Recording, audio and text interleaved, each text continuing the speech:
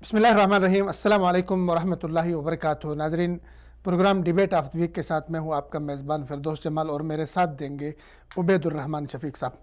उबैद साहब, बगैर किसी तमहीद के हम शुरू करते हैं। आज हमारे पास क्या मौज़ूआत हैं?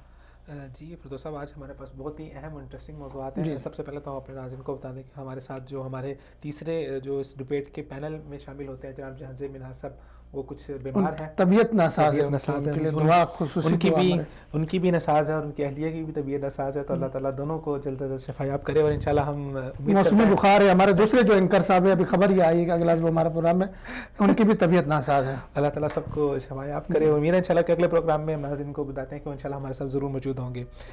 जी फिरदौस साहब, इंशाल्लाह जो हमारे पास आज के मौज़ूआत हैं, जो हमारे हार्ड कोर टॉपिक है आज के, सबसे पहले वली अहद जो है अबूज़ेबी के, उनका पाकिस्तान का दौरा कैसा रहा, क्या मुस्तकबिल में क्या इससे क्या उम्मीदें बन सकती हैं पाकिस्तान की, और पाकिस्तान को इससे क्या फ़वाद हासिल हो सकते हैं। फिर ट्रंप के हवाले से कुछ हम बातचीत करेंगे कि उन्होंने जो पाकिस्तान के हक में उन्होंने उसके बाद फिर चीनी जो सदर हैं उनके हवाले से हम बात करेंगे कि अमेरिका ने कुछ बयान दिए कि अचानक वो अपनी पॉलिसी से हट के कोई ऐसा बयान उन्होंने दे दिया, थ्रेट किया है, धमकी दिया है। उसके बाद फिर जो एक सबसे जो हार्डकोर टॉपिक रहा है इस पूरे हफ्ते का, मोहम्मद डैम के हवाले से सोशल मीडिया पे बहुत ज़्यादा बहस रही है, इस हवाले से भी कुछ हम आपकी राय जानेंगे कि आप किस नज़र से देखते हैं इसको। और फिर अफ़गान अमन का जो अमल है, जो सबोताज करने की कोशिश की जा रही है भारत की तरफ से, इसके ऊपर करेंगे। ये तो हमारा भारत के हवाले से तो हमारे खुसूसी मौज़ूआत, खुसूसी टॉपिक्स ज़रूरी है, हमारे हमसाया है, उनका हक है, उन पे हम बात करें। अच्छा, ओवरऑल भारत के हवाले से सिचुएशन ये है कि हमारा आम मेन स्ट्रीम मीडिया पे इस चीज़ को डिस्कस नहीं किया जाता, इसलिए हम ज़्यादा इसके ऊपर फोकस करते हैं। जबकि दूसरी तरफ भारतीय जो मीडिया है उनकी टोटल जो है बिल्कुल उनके मौज़ूआत, उनके प्रोग्राम पाकिस्तान से मुतालिक ही होते हैं। हमें देखने में है कि लोग अक्सर कमेंट्स के नीचे लिख रहे होते हैं कि आप भारत के ऊपर बात करें, क्यों बात करें। तो इसकी मेन वजह वही है कि भारत का 90% मीडिया जो है एंटी पाकिस्तान पॉलिसी के ऊपर चल रहा था। उनका कोई ऐसा प्रोग्राम नहीं होता, कोई उनकी ऐसे कोई एक स्लॉट ऐसी नहीं होती जिसमें कोई पाकिस्तान का जिक्र ना करे और बातों को बढ़ा चढ़ा के, तो ज़रा एक तवाज़ुन होना चाहिए। अच्छा, अगला जो हमारा टॉपिक है वो है कश्मीर के हवाले से। कश्मीर हमारा टूटांगा कश्मीर के हवाले से भी ज़्यादा बात नहीं होती हमारे मेन स्ट्रीम मीडिया में। तो 5 जनवरी के हवाले से जो खुसूसी दिन है उसके पस मंज़र पे बात करेंगे, उसकी हकीकत। और फिर जो आजकल हमारे पूरे मुल्क के अंदर माशाल्लाह एक अच्छा माहौल और एक अच्छी फ़ज़ा कायम हुई है मौसमियाती तब्दीली के हवाले से, उसमें बर्फबारी हो रही है, लोग रुख कर रहे हैं, उनके दोनों पहलू पे बात करेंगे, वहाँ से जो लोग थोड़े से मुश्किलात में बर्फबारी की वजह से। और आखिरी जो आपका सबसे फेवरेट टॉपिक है वह है अपोजिशन के इत्तेहाद का, इसके ऊपर बात करेंगे। हमारी ख्वाहिश है अपोजिशन के इत्तेहाद हो जाए। तो शुरू करते हैं इमारती वली अहद के दौरे पाकिस्तान से। आए और वापस भी चले गए, वो आए और बैठे भी नहीं और वापस भी चले गए। तो इस पर तो मुख्तलिफ तबसरे हो रहे हैं, लेकिन सबसे मुस्बित खबर इसमें यह है कि 10 साल के बाद इमारात का कोई एक ज़िम्मेदार शख्स और इतने बड़े ओहदेदार पाकिस्तान आता है। 10 साल बाद बर्फ़ पिघल गई दोनों मुल्कों के दरमियान, चूँकि इमारात सीपैक को लेकर इमारात काफ़ी उनके तहफ़्फ़ुज़ात थे और हमारे उनसे तहफ़्फ़ुज़ात थे, काफ़ी दूरियां थी, खींचे थे एक दूसरे से। तो सबसे पहले तो वो आए, पाकिस्तान वेलकम, मोस्ट वेलकम, खुश आमदीद, और पाकिस्तान ने दिल खोल के उनको वेलकम किया और इमरान खान साहब खुद उनका इस्तकबाल किया और साथ में गाड़ी चला के उनको वज़ीर आज़म हाउस में आए। उन पर भी बात करेंगे कि उनको गाड़ी चलानी चाहिए थी, नहीं चलानी चाहिए, क्योंकि हमारे यहाँ सोशल मीडिया पे ये भी बात हो रही है। तो सबसे पहले तो अभी तक तो हुकूमत ने कोई ऐसी प्रेस कॉन्फ्रेंस नहीं की कि उनका दौरा किस हद तक कामयाब रहा, लेकिन चूँकि दौरे से पहले कुछ चीज़ें हो चुकी थी, जैसे उनका पैकेज था $3 अरब का वो पैकेज, लेकिन एक अफवाह ये उड़ाई गई थी कि $12 अरब का कोई पैकेज उन्होंने ऐलान करना था। एक तो वो ऐलान नहीं हुआ, दूसरा मुश्तरका प्रेस कॉन्फ्रेंस का भी नहीं हो सका इनेकाद। तो ये चीज़ें हैं। तो आप क्या समझते हैं कि दौरा जो है? देखिए, अबूज़ेबी के साथ जैसे आपने जिक्र फरमाया कि काफ़ी एक तवील अरसा गुजर गया था और बीच में बर्फ़ जो है वो जम चुकी थी, तब वो पिघली है। हमेशा ज़िंदा कौमें वही होती हैं जो अपने मुस्तकबिल को देखती हैं। तो अमारात ने एक हद तक, अभी वैसे वक्त नहीं इन बातों का, लेकिन मैं हल्का सा इशारा इस तरफ करना चाहूँगा कि अमारात ने एक हद तक कोशिश की है कि जितना हो सके पाकिस्तान से प्रिजर्व रहे, पाकिस्तान के साथ अपने तल्लुकात कम रखे, क्योंकि गवादर को अपना एक मेन, आप समझ लें कि मेन स्ट्रीम उसको अपना वो मद्दे मुकाबिल के ऊपर एक वो समझ रहा था कि ये हमारे मुकाबले में खड़ी हो रही है। आफ्टर डैट उन्होंने देखा कि अब वक्त हाथ से निकल चुका है और अब सिचुएशन सीपैक में 7 ममालिक आ रहे हैं, सऊदी अरब आ रहा है, खित्ते का बहुत अहम मुल्क है। तो अब सीपैक के साथ गवादर और पाकिस्तान के साथ कॉन्फ्लिक्ट करके इस पूरे खित्ते के अंदर अबूज़ेबी नहीं चल सकता। तो लिहाजा उन्होंने ये जो मुलाकात है, ये पिछले 3 माह के अंदर ये तीसरी से चौथी मुलाकात है जो दोनों जो मुल्क के नुमाइंदगान है और ख़ासतौर पे अहम नुमाइंदगान है उनके बीच में हुई है। तो वो आए हैं और इसको मज़ीद बेहतर होना चाहिए था। दो मिल के आपस में एक प्रेस कॉन्फ्रेंस भी होनी चाहिए थी और भी चीज़ें होनी चाहिए थी, लेकिन अभी इब्तिदा वो है। तो मेरे ख्याल में इसको ہمیں سراہنا چاہیے اور اس کو آگے بڑھنا چاہیے مزید، کیونکہ آپ اگر دیکھیں بہت سارے لوگ نہیں جانتے کہ امارات کے اندر جو ہے بھارتیوں کی جو تعداد ہے وہ تقریباً 26 لاکھ بھارتی وہاں پہ امارات کے اندر ہے، جبکہ ان کی ٹوٹل جو پاپولیشن ہے امارات کی وہ کوئی 90-96 لاکھ. اور اتنے عرصے میں جو امارات دور رہا ہے پاکستان سے، اس کے ہمیں جو اہداف ہیں وہ بھی سمجھ آ گئے ہیں کہ کس وجہ سے دور رہا ہے. ظاہری بات ہے وہاں بھارت کے بہت زیادہ انفلوئنس ہے اور ان کے تاجروں کا انفلوئنس ہے، بھارت کا پیسہ وہاں پہ پڑا ہے. اور پچھلی دفعہ میں سٹوری بھی کیجیے کہ بھارت کے جو انٹیلیجنس ایجنسیز ہیں وہ ایسے تاجروں کے روپ میں کیسے وہاں پہ گیم کھیلتے ہیں، جاسوس باقاعدہ طور پہ پکڑے گئے. تو اب میرے خیال سے امارات کو بھی پتہ چلنا شروع ہو گیا کہ جب تک ہم ایک پروپیگنڈے میں تھے، لوگوں کی باتوں میں تھے، تو اس وقت تک معاملات کچھ اور تھے، اور اب خطے کی صورتحال بدل رہی ہے. تو اچھا اقدام ہے اور ہم خیر مقدم کرتے ہیں. ہم دیر ہے درست. اچھا، اس میں ہمارے جو سوشل میڈیا میں زیادہ تر ظاہر ہے ہمارے سوشل میڈیا کو کوئی ایشو چاہیے ہوتے ہیں. عمران خان صاحب نے گاڑی خود چلاتے ہوئے وہ وزیر اعظم ہاؤس لے کر آئے ان کو، ولی عہد کو. تو اس کو لوگ اس پہ کرٹیسائز کر رہے ہیں، اس پہ تنقید ہو رہی کہ جی وزیر اعظم کے شہ نشان نہیں ہے، جبکہ دوسری طرف یہ موقع بھی سامنے آ رہا ہے کہ جی مہمان کے استقبال میں آپ جس حد تک تواضع کر سکتے ہیں، جس حد تک اپنے آپ کو بچھا سکتے ہیں، اس میں کوئی آر کی بات نہیں، اس میں کوئی عزت پہ حرف آنے والی بات نہیں. وہ ہمارے مہمان تھے اور مہمان کو کھلے دل سے آپ نے استقبال کیا. یہ وزیر اعظم کے منصب کے خلاف کوئی بات تو نہیں تھی. آپ کینیڈا کے اس کی بات کریں جو ان کے جو دنیا میں بہت مشہور ہے، ٹھیک ہے، وزیر اعظم وہ جو آتے ہیں، مہمان آتے ہیں، ان کے ساتھ بیٹھ کے کہیں پہ بھی ڈنر کر لیتے ہیں، کسی پبلک مقام پہ بیٹھ جاتے ہیں. دیکھیں سوشل میڈیا کے اوپر فردوس صاحب آپ نے جیسے ذکر کیا کہ سوشل میڈیا کو ہمیشہ کوئی نہ کوئی موضوع چاہیے ہوتا ہے.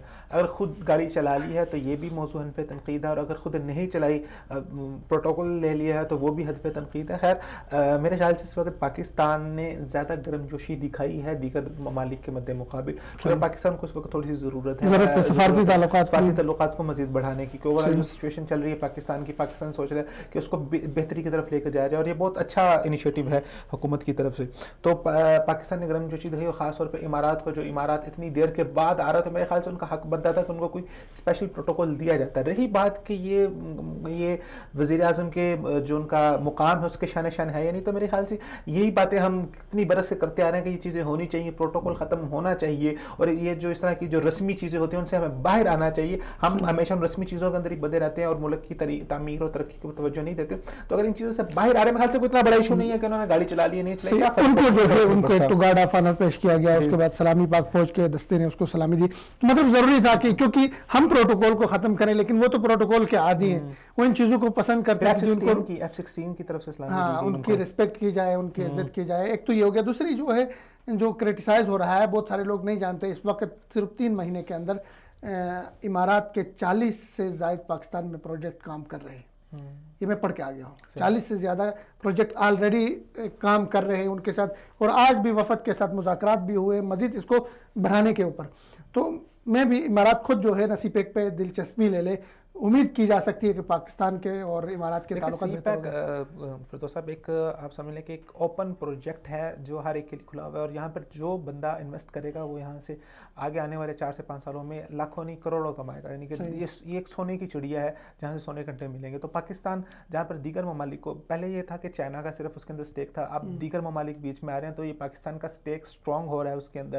دوسری بات یہ ہے کہ کل کو اگر چائنا یہاں سے واک آؤٹ بھی کرتا ہے تو پاکستان کو مسئلہ نہیں ہے نا، پاکستان کے پاس اور بھی وہاں پہ لوگ بیٹھے ہوئے ہیں، تو پاکستان کا سٹیک سیکیور ہو گیا اس حوالے سے. اور دونوں ہمارے جو ہمسائے ممالک ہیں، دنیا کی بڑی آبادی والے، بھارت اور چین، دونوں کے لیے اگر چائنا تو آلریڈی اس میں ہے، اگر بھارت بھی مطلب اپنے اناج سے، اپنے ضد سے، اپنی دشمنی سے اور نکل آئے تو وہ بھی سی پیک میں شامل ہو کے، پاکستان نے دعوت دی، سب ملکوں کو دعوت دی، وہ سی پیک میں شامل ہو کے افریقی ممالک تک اور وسطی ایشیائی ممالک تک اپنے جو ہے اتنی بڑی منڈی ہے ان کی، وہ سارا کر سکتا ہے. بہت بڑی تجارت ہے بھارت کی، یہاں سے ایکسپورٹ ہوتے ہیں، آپ کے آلو ایکسپورٹ ہو کے جاتے ہیں، آپ کے اور سبزیاں سے ہوتی ہیں، اور بہت ساری چیزیں ہوتی ہیں جو پوری دنیا کے اندر. بھارت ویسے بھی ایک انڈسٹری کے اعتبار سے اس بات میں تو کوئی شک نہیں ہے کہ ایک بہت بڑی انڈسٹری بن چکی ہے، اور اب اس کو گرو کر رہی ہے. اگر بھارت کا GDP دیکھیں تو وہ پچھلے سالوں سے بڑھتا جا رہا ہے، اور وہ جو عالمی ماہرین ہے معاشی، ان کا کہنا ہے کہ یہ مزید بڑھے گا.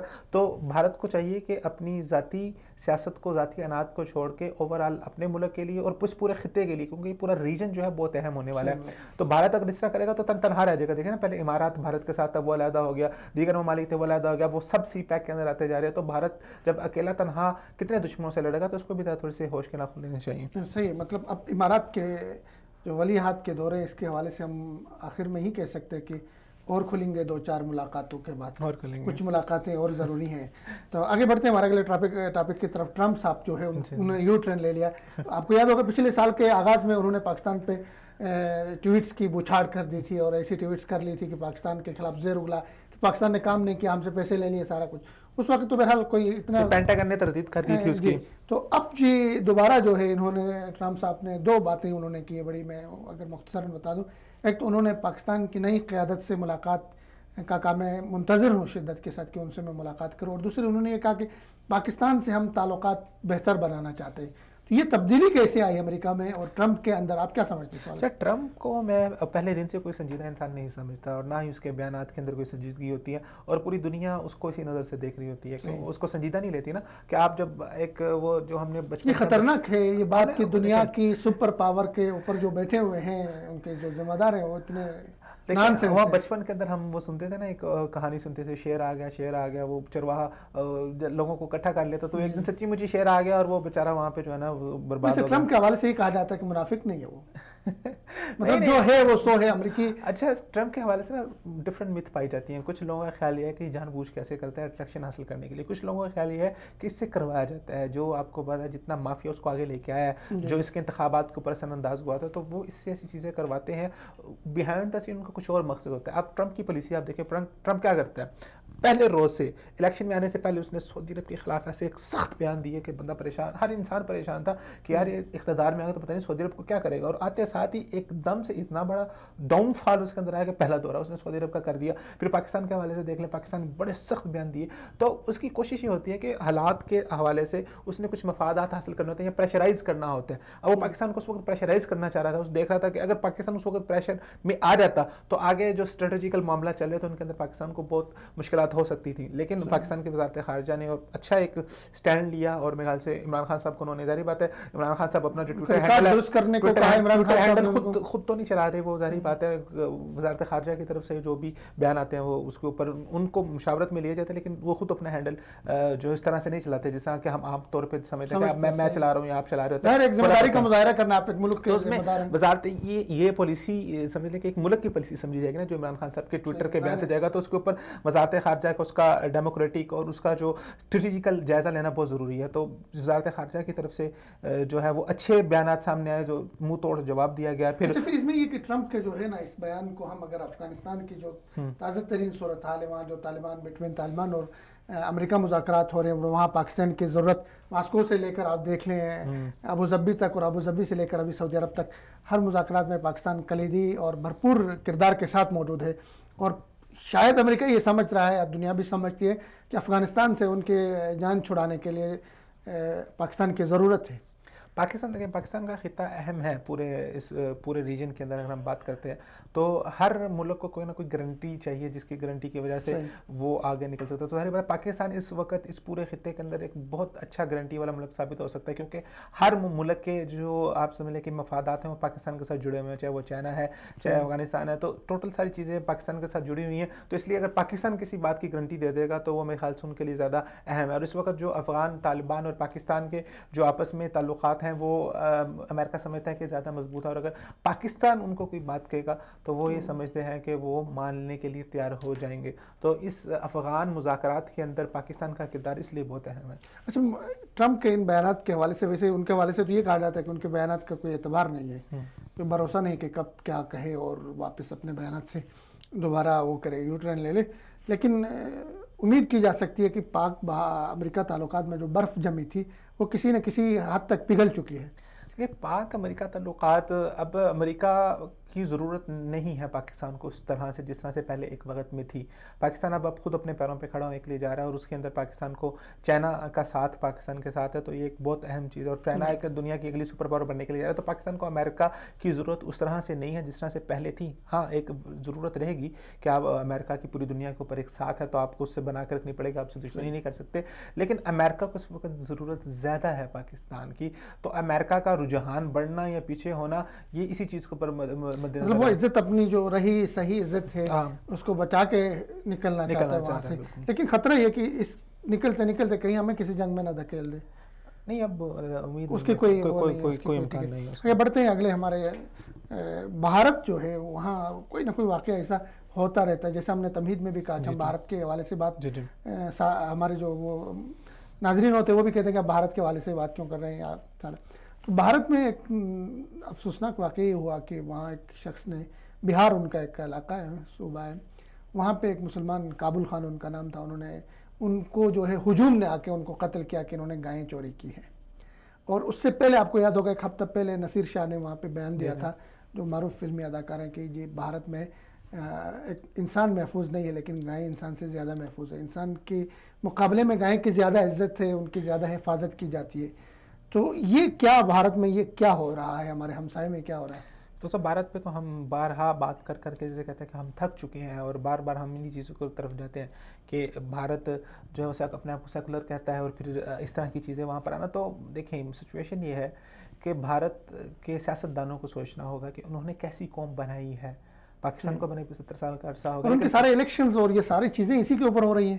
بالکل ساری بات ہے, مسلم دشمنی پہ, پاکستان دشمنی پہ, ایسے بیانات پہ, کھوکھلے بیانات. تو یہ قوم جو آپ نے ڈیولپ کی ہے, آپ اس کو کس طرف لے کے جا رہے ہیں؟ کل کو یہی قوم, آپ یہ نہ سمجھے کہ اگر آپ ان کے اندر جو نفرت کا بیج یہ بو رہے ہیں, آپ کل کو اس سے آپ کو نقصان نہیں ہوگا, کل کو اس سے آپ کے فیڈریشن کو نقصان ہوگا. بھارت میں اتنی بڑی تعداد میں مسلمان رہ رہے ہیں, عیسائی رہ رہے ہیں. انڈیا کو اس وقت نا دو طرف سے محاذ کا سامنا ہے. ایک تو بیرونی محاذ ہے, تو ظاہری بات ہے جب بیرونی حالات سازگار تھے انڈیا کے لیے تو انڈیا بہت اچھی طریقے سے جا رہا تھا.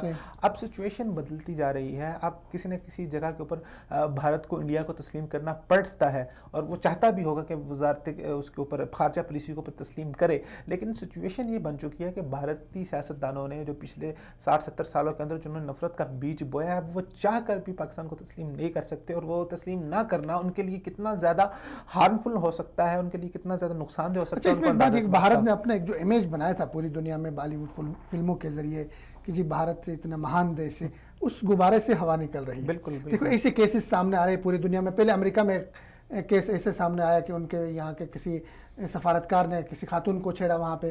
اس کے بعد ان کے جہاز میں جو ہے ریپ کے ایک واقعہ پیش آیا, جہاز میں جاتے ہوئے وہاں پہ کسی خاتون کو چھیڑا, تو وہاں ریپ کے واقعات اس طرح کے. تو بھارت مطلب اب جیسے جیسے میڈیا مضبوط ہو رہا ہے باہر کا, تو بھارت کے اندر کا جو گند ہے وہ نکل رہا ہے. یہ واقعات ان سب کا جو آپ سمجھ لیں کہ کریڈٹ کیا کہنا ہے اس کو, سب کی جو وجہ ہے وہ یہ جاتی ہے کہ جو نفرت بھارت اپنے لوگوں کے اندر جو نفرت کا بیج بو رہا ہے. جب آپ نفرت کا بیج بوتے ہیں تو اس کا آپ کیا سمجھتے ہیں کہ اس کا ریئیکشن صرف مذہبی حد تک ہی ہوگا, یا جو رخ آپ دے رہے ہیں یہ ایک نفرت اور تعصب, یہ ایک یہ آپ سمجھ لیں کہ یہ ایک انسان کی طبیعت ہوتی ہے. پھر اس کا عمل اور اس کا مظہر آپ کو انسان کے ہر ایک عمل میں آتا ہے. یہ ریپ اور یہ ساری چیزیں یہ اسی بیج کا نتیجہ ہے جو نفرت کا بھارت اپنے لوگوں کے اندر بو رہا ہے. دیکھ لیں وہ سشما سوراج, وہ ہو سکتا ہے کہ وہ آنا چاہتی ہو کرتارپور بارڈر کا جب افتتاح ہوا تھا, لیکن وہ چاہ کر بھی نہیں آ سکی کیونکہ الیکشن کیمپین چل رہی تھی. تو وہ جو نفرت کا بیج بویا, اب وقت آ رہا ہے کہ یہ دنیا دیکھیں عجیب سی بات ہے کہ آپ وہاں پہ ان سے بات نہیں کر سکتے مذاکرات, اور ہم انتظار کر رہے ہیں کہ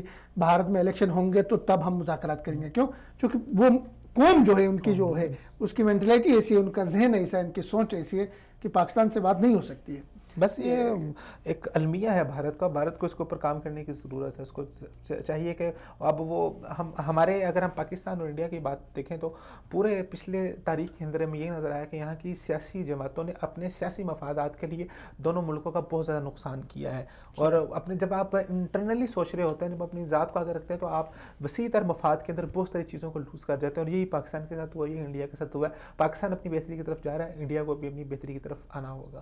صحیح. اگر اس کے طرف بڑھتے ہیں, ہمارا اگلا موضوع آج کا, چینی صدر چائنا جو ہے کافی سالوں سے جو ہے نا بالکل اپنے آپ کو بچا کے صرف اپنی معیشت پہ فوکس کیا ہوا تھا, کہیں تعارض ٹکراؤ کی کیفیت نہیں تھی. لیکن اچانک ان کے جو صدر صاحب ہیں انہوں نے ایک بیان دیا, اور وہ اپنے فوجیوں سے خطاب کرتے ہوئے انہوں نے کہا کہ چائنا کو بہت زیادہ خطرات کا سامنا ہے, اس لیے کسی بھی جنگ کے لیے تیار رہنا ہوگا چائنا کو. اور ساتھ میں پینٹاگون نے وہاں سے آگے سے کومنٹ یہ کر لیا کہ جی چائنا جو ہے ایسے وہاں پہ مشقیں کر رہا ہے, ایسے تجربات کر رہا ہے جس کے ذریعے سے وہ ہمارے مفادات کو نقصان پہنچا سکتا ہے. تو کیا اچانک چائنا کو جو ہے دیکھیں چائنا کی اگر آپ سچویشن، اگر آپ ان کی اسٹریٹجی کو دیکھیں تو اس حوالے سے مجھے نہیں لگتا کہ یہ کوئی بات کوئی سمجھ لیں کہ کوئی غیر معقول بات ہے. چائنا نے اپنی اسٹریٹجی بنائی تھی. چائنا کا طریقہ کار مختلف ہے، امریکہ کا طریقہ کار مختلف ہے، لیکن ہدف دونوں کا ایک ہی ہے. چائنا نے اکانومیکل وار کے ذریعے اس نے اکانومی کو انٹروڈیوس کیا، اور اکانومی کے ذریعے سے اس نے پوری دنیا کے اوپر قبضہ کیا، اور وہ it will be the super power, next super power. امریکہ کا کیا تھا؟ امریکہ اپنے مرینز اتارتا تھا، امریکہ اپنے فوجی لے کے آتا تھا، اپنے ہوائی اڈے قائم کرتا تھا، وہاں پر جنگ لڑتا تھا اور ملکوں کو قبضہ کر کے، اور at the end of the day اس نے اپنے آپ کو ایک سپر پاور بنا لیا. اب امریکہ کی چائنا کی جو اکانومی ہے، جو اس کا ون بیلٹ کا منصوبہ ہے، وہ اتنا اسٹرانگ ہو چکا ہے کہ بہت سارے ملک اس وقت چائنا کے ذریعے اثر آ چکے ہیں.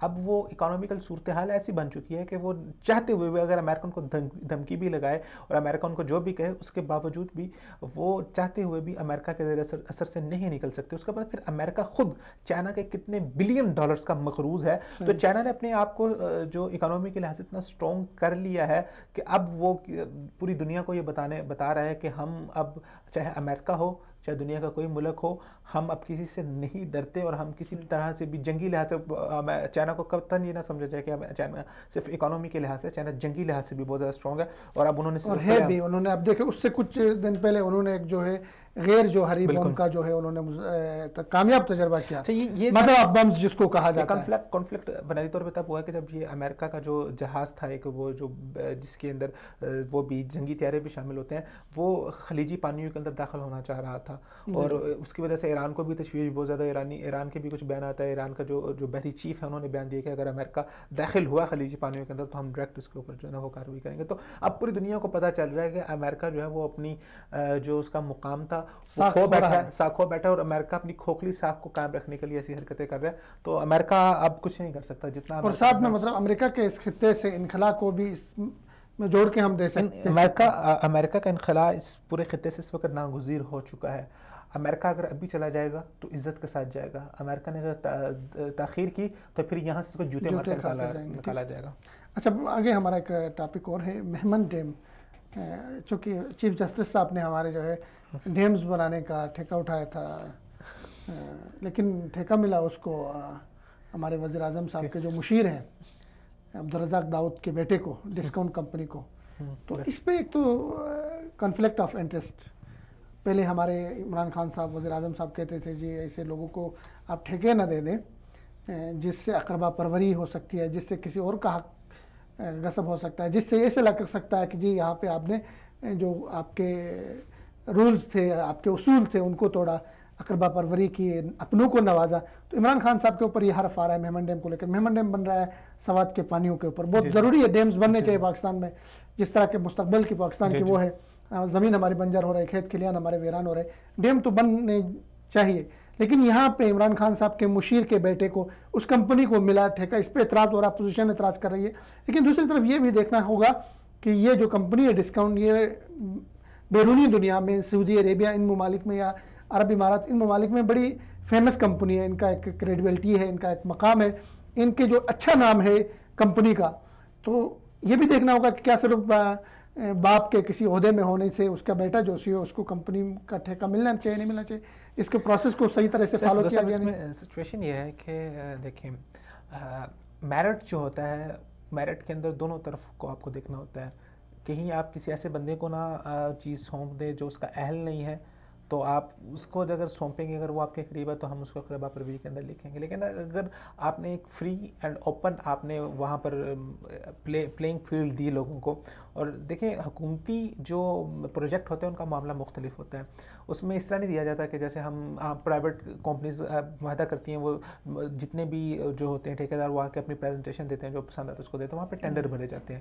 ٹینڈر کے اندر بہت ساری چیزیں ہوتی ہیں. اس میں کمپنی کا جو ان کی کریڈیبلٹی ہے، جو ان کے کام ہے، ان کی ساکھ ہے، ہر چیز کو دیکھا جاتا ہے. پھر آفٹر دیٹ ٹینڈرز کے بعد جو ہے وہ عہدہ جو پروجیکٹ ہے جو ٹینڈر بیٹ کرتا ہے اس کو ملتا ہے.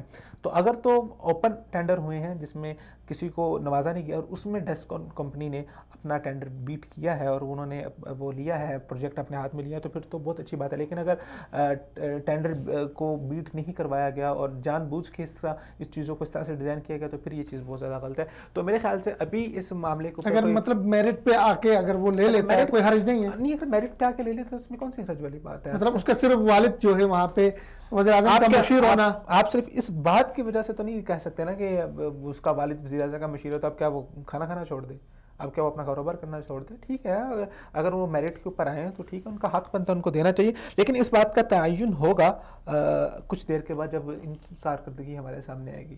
اب جب ہوتا یہ ہے کہ جب عمومی طور پہ پاکستان کا ایک مزاج ایسا ہے, انڈیا کا ایک مزاج ایسا ہے کہ یہاں پر اپنے لوگوں کو دیا جاتا ہے, پھر بعد میں کیا ہوتا ہے, بعد میں پھر وہ جی آئی ٹیاں بنتی ہیں, پھر وہ کیسز کھلتے ہیں, اتنے کا ٹھیکہ نہیں ہوتا, جتنے پیسے آپ اتنے اوپر کی اس کے اوپر تحقیقات پر لگا دیتے ہیں, وہ ٹھیکے وہاں پہ رک جاتے ہیں, پتہ چلتا ہے جیسے اتنی کک بیک لی گئی, اتنی کک بیک لی گئی, اتنی کک بیک لی گئی.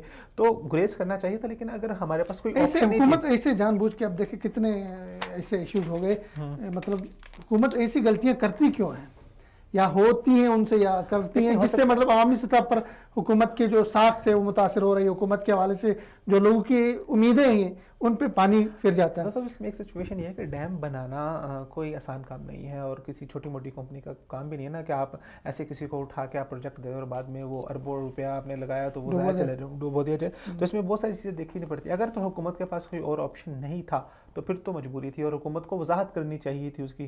لیکن حکومت کا جو آگے سے رویہ ہے وہ مجھے بہت عجیب قسم کا لگ رہا ہے. آج ہی فیصل واڑا جو ہے, جو ابھی ذخائر کے وزیر نے کہا کہ جی ہم نہیں بدلیں گے, ہم ٹھیکہ اسی طرح رہے گا, وہ اس طرح آپ آ کے لہجہ ان کا لہجہ آپ کا درست نہیں ہے. اگر آپ کے پاس کوئی پاور آئی ہے تو آپ پاور آنے کے بعد جسے کہتے ہیں کہ جو ایک باظرف انسان ہوتا ہے, جب اس کے پاس طاقت آتی ہے تو وہ مزید جھک جاتا ہے. تو آپ اپنے اعلیٰ ظرف کا مظاہرہ کرتے ہوئے ذرا جھک کے لوگوں سے بات کریں. فیصل واڑا صاحب نے اس دن جو ہے پریس کانفرنس کے اندر جو انہوں نے تماشا کیا تھا وہ بھی سب دنیا نے دیکھا. ایک اچھے بھلے سینئر صحافی کو اس نے سوال کیا. دیکھیے صحافیوں کا کام ہے, صحافی سخت سوال کریں گے آپ سے. جب آپ حکومت کی چیئر پہ بیٹھے ہیں, یہ چیئر صحافی بھی کچھ عجیب سے بھی سوالات کرتے ہیں. اب کسی نے ان کو اپنا کیا نام دیتے ہیں عباسی صاحب سے سوال کیا, ہمارے جو پرانے وزیر اعظم رہے تھے, کہ جی آپ نے چوریاں کرنا چھوڑ دی, توبہ کر لی چوریاں کرنے سے.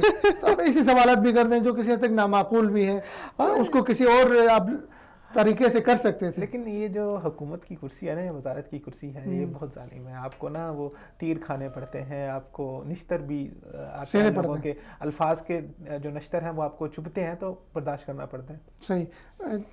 امید یہ کر سکتے ہیں کہ حکومت جو ہے اس طرح کے بلینڈرز آگے نہیں کرے گی, اچھے فیصلے کرے گی, عوامی مقبولیت کے فیصلے کرے گی. اگلے ہمارا ٹاپک ہے افغان امن عمل کو سپوتاز کرنے کے لیے بھارتی سرگرمیاں. بھارت روز اول سے اس طرح کرتا رہا ہے, اور اس طرح کے چونکہ ابھی جو بھارت کو وہاں پہ اس افغان امن عمل میں بھارت کو خاص کردار نہیں ملا, لیکن اس میں ہم بات کر لیں گے. یہاں پہ لیتے ایک چھوٹی سی بریک, اس کے بعد بریک کے بعد آتے ہیں. ہمارے ساتھ رہیے.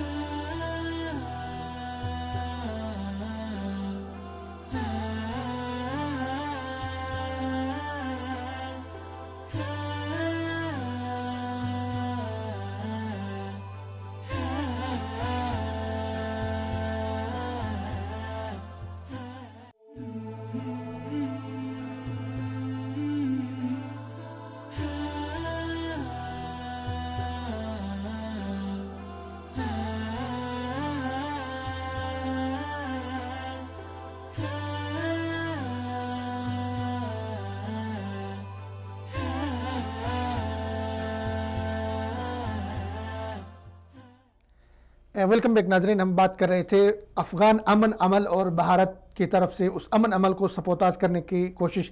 سٹوری ہمارے پاس یہ ہے کہ بھارت جو افغان امن عمل کے حوالے سے سازشیں کر رہا ہے, ان کے ہاں ایک کردار ہے جس کو بہت وہاں پہ نام ہے اس کا, اجیت دوال. اجیت دوال نے ملاقات کی ہے افغان سلامتی امور کے جو ماہر ہیں, جو ذمہ دار ہیں, محب اللہ سے. محب اللہ اور اجیت دوال بیٹھ کے انہوں نے یہ ڈسکس کیا کہ کس طرح افغان امن عمل کو سپوتاز کرے, کیونکہ عبید صاحب یہاں پہ یہ بتاتے چلوں کہ کابل حکومت اس وقت مذاکرات سے بالکل باہر ہے. طالبان نے ان سے معذرت کی, ان سے کہا کہ ہم آپ کے ساتھ کوئی مذاکرات براہ راست نہیں کریں گے, ہم بات کریں گے امریکہ کے ساتھ, ہم بات کریں گے چائنا کے ساتھ, ہم بات کریں گے روس کے ساتھ, جو بڑی بڑی طاقتیں ہیں ان کو کسی شمار میں انہوں نے نہیں لایا ہے. اب انڈیا ان کو پٹی یہ پڑھا رہا ہے, تھپکی دے رہا ہے کابل حکومت کو کہ آپ ان مذاکرات کو کسی نہ کسی طرح سے سپوتاز کریں, اس امن کے عمل کو آپ اپنی خاموشی توڑیں. چونکہ افغان حکومت کی اتنی ہمت نہیں ہے یا اتنے ان کا اوقات نہیں یا اتنی ان کی وہ نہیں ہے زمینی وہ نہیں ہے کہ وہ امریکہ سے ہٹ کے کچھ کرے. ابھی تو امریکہ نے اس کو خاموش رکھا ہے. امریکہ نے بھرپور کوشش کی کہ افغان حکومت کو کابل حکومت کو مذاکرات میں شامل کرے, لیکن طالبان نے بیان دیا کہ ہمارے جتنے سٹیک ہولڈرز ہیں مذاکرات کے اندر وہ یہ سمجھیں کہ ہم افغان حکومت کو مذاکرات میں شامل نہیں رکھنا چاہتے ہیں, ہماری خواہش نہیں. انہوں نے کہا جی افغان جو مذاکرات ابھی ریاض میں ہو رہے ہیں, تو افغان حکومت نے کہا ہم ایک وفد بھیج رہے ہیں وہاں پہ جدہ, تو ریاض مذاکرات کے بعد جدہ میں ایک میٹنگ ہونے والی ہے. تو طالبان نے یہ بیان دیا کہ بھائی ہم اس میٹنگ میں شامل نہیں ہو رہے ہیں جہاں پہ کابل حکومت بیٹھی ہے. تو کس نظر سے دیکھ رہے ہیں انڈیا کی اس سازش کو اور انڈیا کی اس دیکھیں جو افغان حکومت ہے اس کا واقعی بالکل بات ٹھیک ہے کہ ان پورے مذاکرات کے اندر کوئی رول نہیں رہا, اور یہ بہت باعث شرم بات ہے نا افغان حکومت کے لیے. تو جب تک امریکہ تھا تو اس وقت تک امریکہ کے کندھے کے اوپر چڑھ کے افغان حکومت نے افغانستان کے اوپر جو بھی کام کرنا تھا خیر انہوں نے کیا, اور انہی کے کندھے کے اوپر چڑھ کے انڈیا نے پورے بھارت کے پورے افغانستان کے اندر جو اپنے معاملات کرنے تھے, پاکستان کے خلاف جو کارروائیاں کرنی تھی, جو بھی سچویشن تھی بہرحال انہوں نے وہاں پہ کی. اب مسئلہ یہ ہوا ہے کہ امریکہ کی کوئی امپورٹنس رہی نہیں اس پورے خطے کے اندر, اور امریکہ چاہتے ہوئے بھی امریکہ کی کوشش ہے کہ افغان حکومت کے ذریعے سے معاملات ہوں, افغان حکومت ہی رہے. اس کی ظاہری بات ہے کہ جو حکومت امریکہ نے بلڈ کی ہے پچھلے 17 سالوں میں, تو وہ اس کی کوشش یہ ہوگی کہ وہ اس کو ہی چھوڑ کے جائے. تو اس میں امریکہ کی بہت بڑی ناکامی ہے کہ امریکہ جو پوری دنیا کو درس دے رہا ہوتا ہے, آج امریکہ افغانستان کے اندر 17 سال کے بعد ایک حکومت نہیں کھڑی کر سکا جو افغانستان کو سنبھال سکے, تو امریکہ کی بہت بڑی ناکامی ہے, خود وہ وہاں پہ رہ نہیں سکتا. بھارت کا مسئلہ یہ ہے کہ بھارت کا ایک بہت بڑا سٹیک افغانستان کے اندر ہے, اس نے اربوں ڈالرز جو ہے وہاں پہ انویسٹ کیے, $2 بلین امریکی ڈالرز نے وہاں پر انویسٹ کیے ہوئے ہیں, اور اس کو وہ ڈوبتے ہوئے نظر آ رہے ہیں. ڈائریکٹ جیسے ہی اگر امریکہ وہاں سے نکلا, سارے قونصل خانے جو انہوں نے کھولے طالبان آتے ہوئے بند کر دیں گے, سب کچھ ختم ہو جائے گا. ظاہر ان کا مین جگہ پاکستان کی طرف ہے. تو افغانستان حکومت کے ذریعے سے بھارت یہ چاہ رہا ہے کہ بھارت اپنے آپ کو بچا سکے, لیکن افغانستان حکومت کی اپنی کوئی کریڈیبلٹی نہیں ہے. افغان حکومت خود کو جو ہے نہیں بچا پا رہی ہے, اور امریکہ اس کو بچا ہے. امریکہ تو جب تک امریکہ تھا تو امریکہ تو براہ راست مداخلت کر سکتا تھا, اور امریکہ کے ذریعے سے افغانستان حکومت نے اپنا جو دبدبا وہ بنایا ہوا تھا. ظاہری بات ہے انہوں نے طالبان کو دھکیل کے رکھا ہوا تھا, لیکن امریکہ کے جانے کے بعد انڈیا کی بنیاد کے اوپر, انڈیا کی بیس کے اوپر, انڈیا کی براہ راست مداخلت کے ذریعے سے جو طالبان حکومت ہے ان کو پیچھے نہیں ہٹایا جا سکتا. اور بھارت کو پتا ہے کہ جس دن امریکہ یہاں سے نکل گیا اور طالبان کی حکومت آ گئی, افغان حکومت پیچھے ہو گئی, تو آپ سمجھ لیں کہ اسی دن سے تالا لگ جانا ہے بھارت کا افغانستان کے اندر ذاتی طور پہ. تو بھارت کی مداخلت ختم ہو جائے گی. جو بھارت کا $2 بلین ہے وہ اس کو ڈوبتا ہوا نظر آ رہا ہے. تو وہ کوشش کرے گا کہ امریکہ نے 2 باتیں کی تھی. ایک تو انہوں نے یہ بات کی تھی کہ افغان حکومت کو مذاکرات میں شامل کریں, طالبان نے اس سے انکار کیا. انہوں نے کہا ہم آپ سے بات کر رہے ہیں, تو ان کے آپ کے جو پپٹ جو ہے گورنمنٹ ہے اس سے بات کرنے کی ضرورت کیا ہے. دوسرا امریکہ نے بات یہ کی تھی کہ افغانستان کے اندر انڈیا کو کردار دیا جائے. شروع میں اس نے انڈیا کو لایا بھی اسی لالچ دے کر کے آپ کے پاکستان کے ہمسائے میں لا کے آپ کو بٹھاتا ہوں, وہاں پہ آپ جو مرضی کرنا چاہتے ہیں. لیکن افغان طالبان نے صاف انکار کیا کہ ہم انڈیا کو کوئی کردار ادا کرنے کے لیے دینے کے لیے تیار نہیں. امریکہ نے ان کو لے کے ساتھ آیا تھا مذاکرات کرنے کے لیے ماسکو بھارت کو, لیکن اگلا جو راؤنڈ تھا مذاکرات کا امارات وہاں سے وہ آؤٹ ہو گئے باہر. تو یہ اس پہ کیا کہیں گے آپ؟ دیکھیں یہ افغان جو طالبان حکومت جو بننے جا رہی ہے افغانستان میں, ان کی ایک اچھی اسٹریٹجی ہے, کیونکہ ان کو پتہ ہے کہ اگر بھارت رہے گا تو بھارت کی وجہ سے افغانستان کے جو اپنے ذاتی انٹرسٹ ہیں وہ زیادہ خراب ہوں گے, بھارت کا افغانستان کا امن خراب ہوگا. تو بھارت ایک ایسا ملک ہے جو آپ سمجھ لیں کہ اعلان کے بعد بھارت جس جگہ پہ بھی گئے ہیں, انہوں نے اپنی ذاتی مفاد کے لیے وہاں کے لوگوں کو, وہاں کے ممالک کو انہوں نے ایک ایسی جنگ کے اندر دھکیل دیا ہے, ایسی جہنم میں پھینک دیا کہ وہ سال ہر سال تک وہاں سے نکلنا مشکل ہے. تو طالبان حکومت یہ چاہتی ہے کہ وہ بنیادی طور پہ پاکستان کے ساتھ رہے, پاکستان کے ساتھ اپنا تعلق اچھا بنا کے رکھے. اس لیے انہیں پتا ہے کہ افغان حکومت کے بھی آپ کو پتا پاکستان کے ساتھ تعلقات بہتر نہیں, کیونکہ وہ پپٹ بن کے رہی ہے امریکہ کی اور اس کی بھارت کی. اس لیے جو طالبان حکومت کی اسٹریٹجی ہے اس حوالے سے وہ بہت بہتر ہے. اور جب طالبان بھارت کے اس میں سر یہ دیکھیں, بھارت کا عجیب سا ایک رویہ ہے کہ بھائی آپ افغانستان میں جا کے گھر بنا رہے ہیں, افغانستان میں جا کے سڑکیں بنا رہے ہیں, آپ کے اپنے ملک کے اندر جو ہے نا 30 کروڑ لوگ فٹ پاتھ پہ سو رہے ہیں, آپ کے اپنے ملک کے اندر 25 کروڑ لوگوں کو واش روم نہیں ہے, صبح اٹھ کے کھیتوں میں جاتے ہیں. تو ان کے مطلب دیکھیے اپنے مفادات کے لیے وہ افغانستان عوام سے ان کو ہمدردی تو نہیں ہے, ایک طرف مسلمانوں کو آپ اپنے ملک کے اندر مار رہے ہیں, دوسرے ایک مسلمان ملک جو ہے وہاں پہ جا کے یہ سچویشن فردوس صاحب دنیا کے تمام ممالک کے اندر, آپ امریکہ کا جائزہ لیں, آپ new York, Washington, new Jersey, Pennsylvania وغیرہ کو چھوڑ کر ذرا پیچھے ان کے جو دیہاتوں کا آپ جائزہ لیں تو وہاں پر بہت سارے شہر آپ کو ایسے ملیں گے جہاں پر لوگ گٹروں کے اندر رہنے کے, گٹروں کے پائپ ہوتے ہیں ان کو گھر بنانے کے اوپر مجبور ہیں. تو یہ سچویشن پوری رہتی ہے. آپ ایران کو دیکھ لیں, آپ چلے جائیں, تو مسئلہ یہ ہے کہ ہر ملک چاہتا ہے کہ وہ بہتری کی طرف آئے, اور اس میں کوئی میں سمجھتا ہوں اس میں کوئی آر والی بات نہیں ہے. آپ آئیں, آپ تجارت کی غرض سے آنا چاہتے ہیں آپ آئیں, لیکن یہ جو دوسری میں ایک سخت لفظ میری زبان سے نکلنے لگا تھا, لیکن دوسرے جو کام آ کے کرتے ہیں, جو شرارتیں وہ کرتے ہیں آ کے, تو یہ بنیادی چیزیں تخریب خاری کا سبب بنتی ہے. تو میں نے پہلے اس پروگرام کے شروع میں ایک بات کی تھی کہ جو چیز آپ بوتے ہیں آپ کو ایک دن وہ کاٹنی پڑتی ہے. انڈیا نے جو بویا ہے اب تک, اب اس کو اندرونی حوالے سے بھی اور بیرونی حوالے سے بھی وہ کاٹنے کا وقت آ گیا, اور انڈیا کے لیے بہت نازک موڑ ہے, اس کو سمجھنا. اچھا آگے بڑھتے ہیں, ہماری اگلی سٹوری ہے 5 جنوری یوم حق خود ارادیت کشمیر. اس کی اگر ہم ہسٹوریکل بات کریں تو یہ 1949 میں اقوام متحدہ نے پہلی اپنی جو قرارداد تھی, ریزولوشن تھی, وہ کشمیر پہ پاس کی, اور اس میں انہوں نے یہ کہا تھا اقوام متحدہ نے کہ کشمیر کے لوگوں کو اپنے مستقبل کا فیصلہ کرنے کا اختیار اور رائے شماری کا حق دیا جائے گا. 70 سال گزر گئے, کل دوبارہ 1 سال اور مزید اضافہ ہوا, 5 جنوری آیا, اور پورے دنیا میں کشمیریوں نے یادداشتیں جمع کروائی اقوام متحدہ کے دفتر میں جا کے. لیکن 70 سال گزر گئے, 22 سے زیادہ ریزولوشن اقوام متحدہ کی اس پہ آئی, لیکن کشمیریوں کو حق خود ارادیت نہیں ملا. دیکھیں یونائٹڈ نیشن کا کردار دن بدن مشکوک سے مشکوک تر ہوتا جا رہا ہے.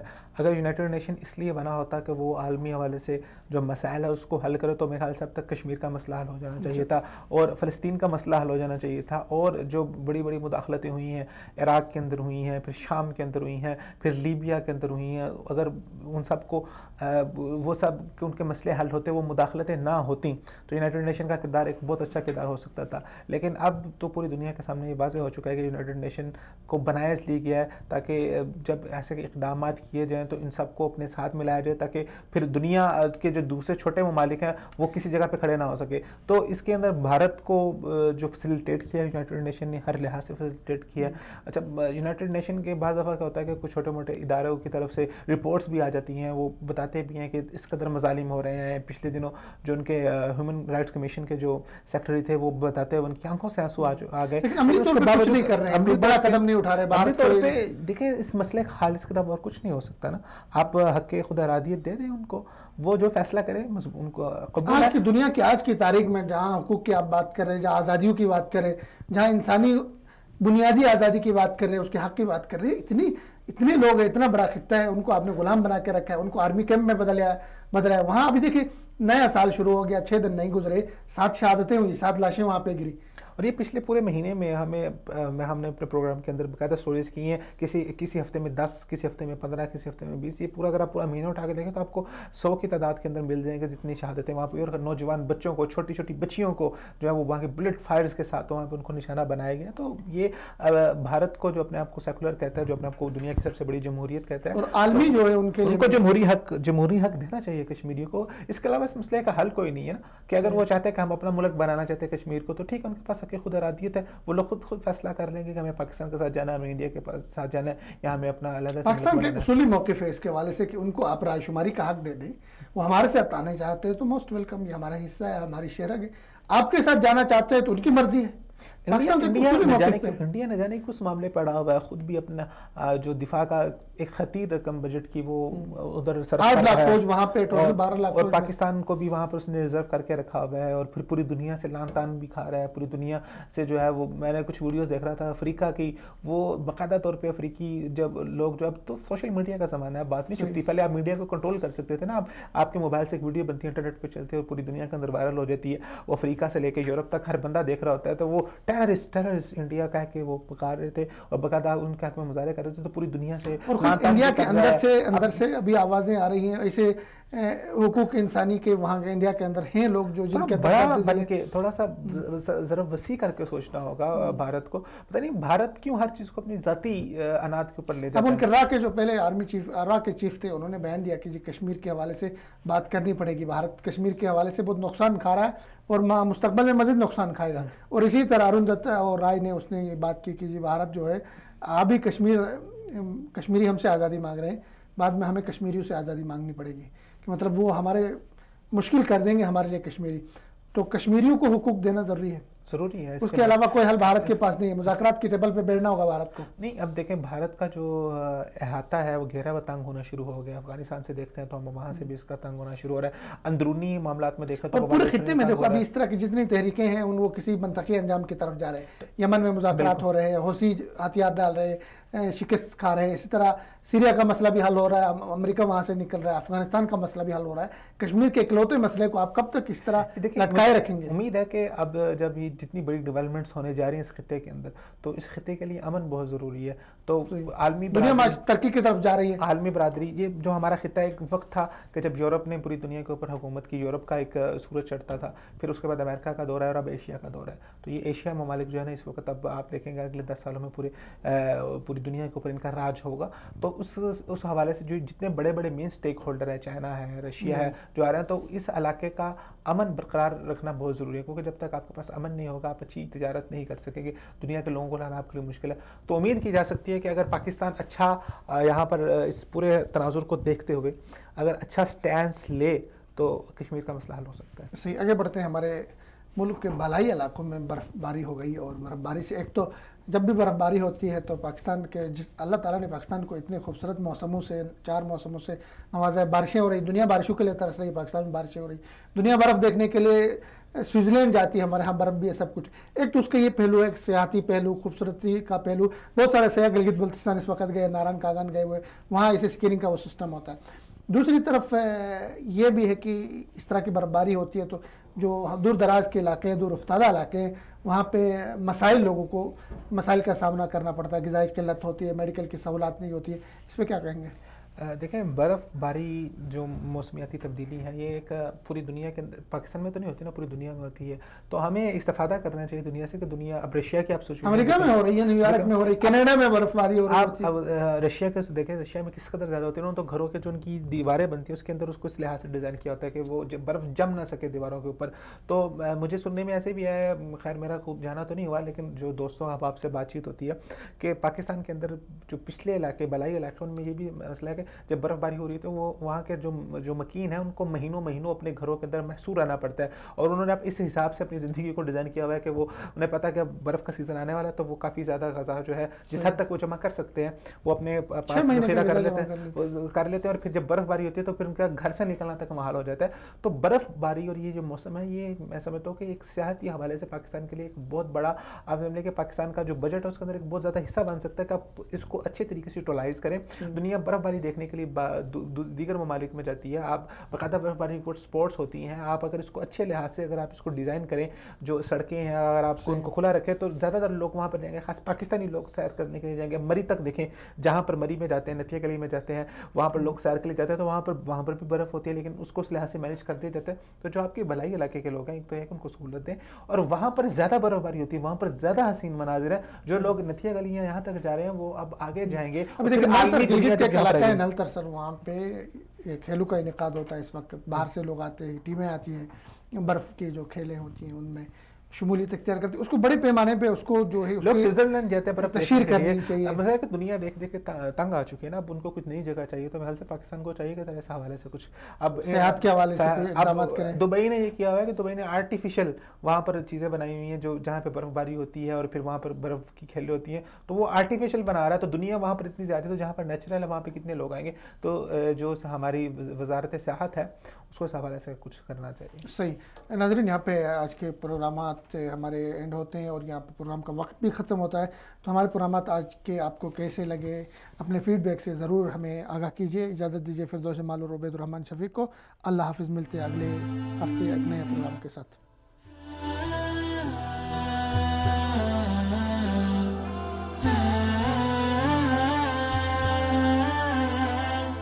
Yeah.